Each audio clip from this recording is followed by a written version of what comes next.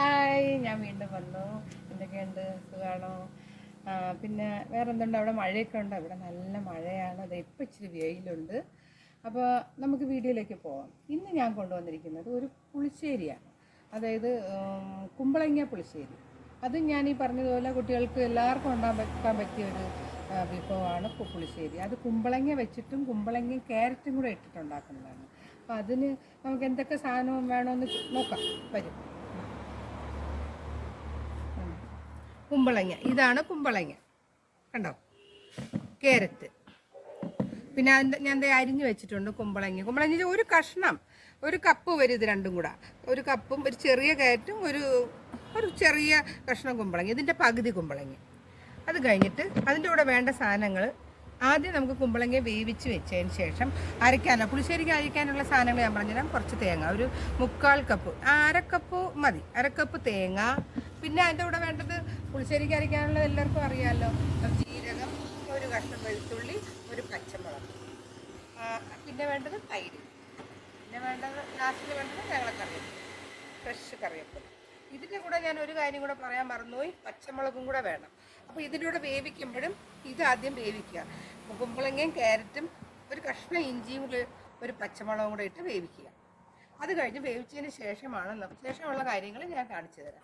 വഴിയെ ഞാൻ കാണിച്ചു തരാം. അപ്പോൾ നമുക്ക് അടുപ്പ് കത്തിച്ച് ഞാനിത് കഷ്ണങ്ങൾ വേവിക്കാനായിട്ട് വെച്ചിട്ടുണ്ട്. ഒരു പച്ചമുളക് ഇത്ര മതി, ഒരു കഷ്ണം ഇഞ്ചി, കുറച്ച് വെള്ളം കൂടെ ഒഴിക്കാം. ഇത്ര വെള്ളം മതി കേട്ടോ. ഇനി ഒരു ഇതിൽ കറിവേപ്പില വേവിക്കാനായിട്ട് വെച്ചിട്ട് നമുക്ക്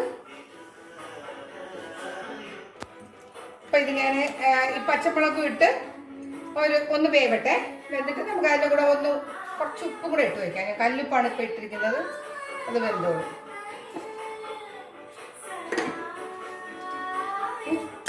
ഇട്ട് വെച്ചിട്ടുണ്ട്. വേണമെങ്കിൽ കുറച്ച് മഞ്ഞൾപ്പൊടിയും കൂടെ ഇടാം നമുക്ക്.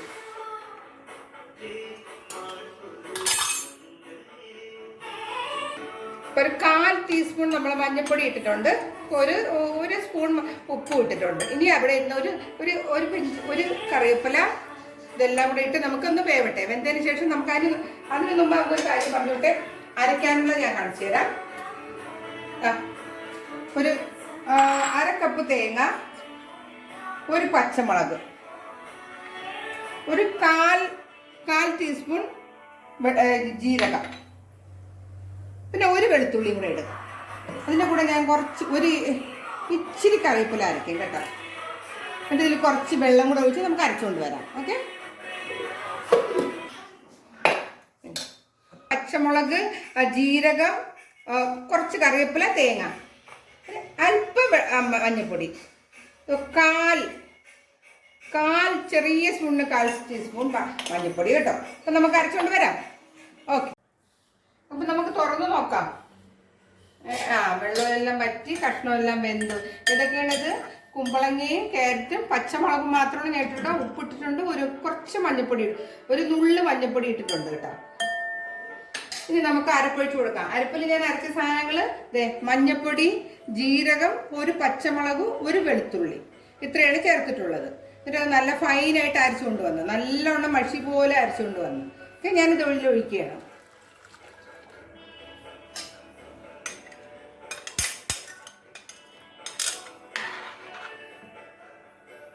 ഇതൊന്ന് തിളക്കട്ടെ. ഇത് തിളയ്ക്കുമ്പോൾ നമുക്ക് തീ ഓഫ് ചെയ്യാം. തീ ഓഫ് ചെയ്തതിന് ശേഷം തൈര് ഒഴിക്കാം. തണുത്തതിന് ശേഷം തൈര് ഒഴിക്കാം. അതിനിടയിൽ നമുക്ക് ഇതിൽ കടുക് പൊട്ടിക്കണ്ടേ? ഇപ്പം നമുക്ക് കടുക് പൊട്ടിക്കാം.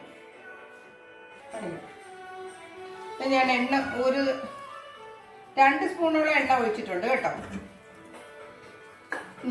എണ്ണ ചൂടായി വരട്ടെ. നമുക്കപ്പോൾ കടുക് താളിക്കാം. അതൊക്കെ നോക്കൂ, ഇത് തിളച്ച് വന്നു. നമുക്കിതങ്ങ് ഓഫ് ചെയ്യാം കേട്ടോ. ഉപ്പ് ഞാൻ നേരത്തെ ഇട്ടത് പാകമാണ്. നിങ്ങൾക്ക് ആവശ്യമുണ്ടെങ്കിൽ ഉപ്പ് നോക്കിക്കൊള്ളാം കേട്ടോ. ഇത് ഉണ്ടാക്കുമ്പോഴും ഇത് ഞാൻ എണ്ണ ചൂടായി, നമുക്ക് കടുക് പൊട്ടിക്കാം.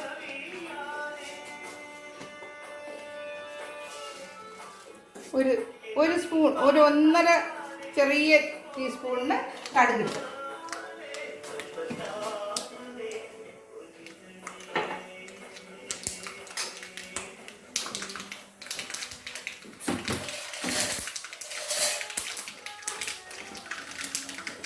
തീ കുറയ്ക്കാം. നമുക്ക് എന്താണ് നമുക്ക് കുഞ്ഞുള്ളി അരിഞ്ഞതിടാം.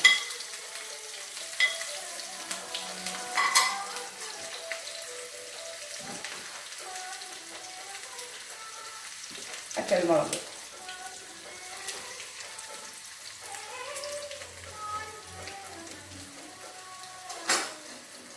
ഇനി നമ്മുടെ കറിവേപ്പില,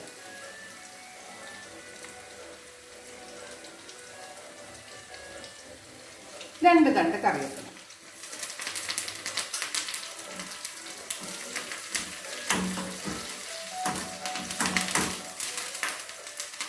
ഇതിനോട് ചേർക്കാനുള്ളത് ഒരു നുള്ളെന്ന് പറഞ്ഞ ഒരു പിഞ്ച് ഉലുവപ്പൊടി ചേർക്കുകയാണേ. ഇത്ര മതി.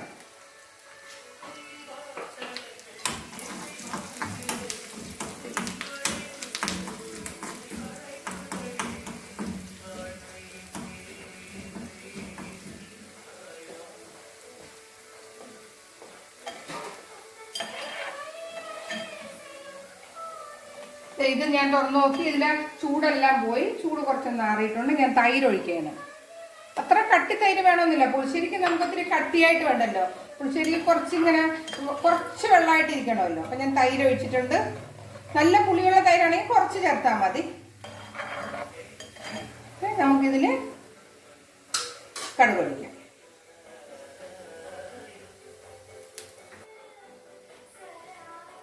നമുക്ക് കടുക് ഇത് ഒഴിക്കാം.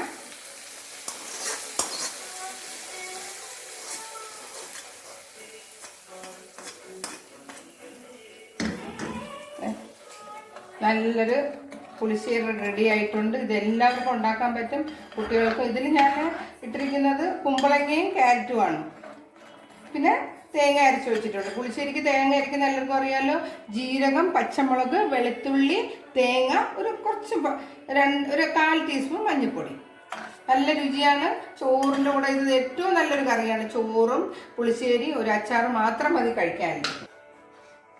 നോക്കൂ, ഇത് ഞാൻ ഇളക്കുമ്പോൾ ഈ കടുകും കൂടെ തളിച്ചൊഴിച്ച് ആ ഉലുവയുടെ ഒരു മണവും കൂടെ വരുമ്പോൾ ഭയങ്കര ഒരു മണം വരെയാണ്. നല്ല ടേസ്റ്റുമാണ്. ഇത് ഞാൻ കുറേ പ്രാവശ്യം ഉണ്ടാക്കി നോക്കിയാണ്.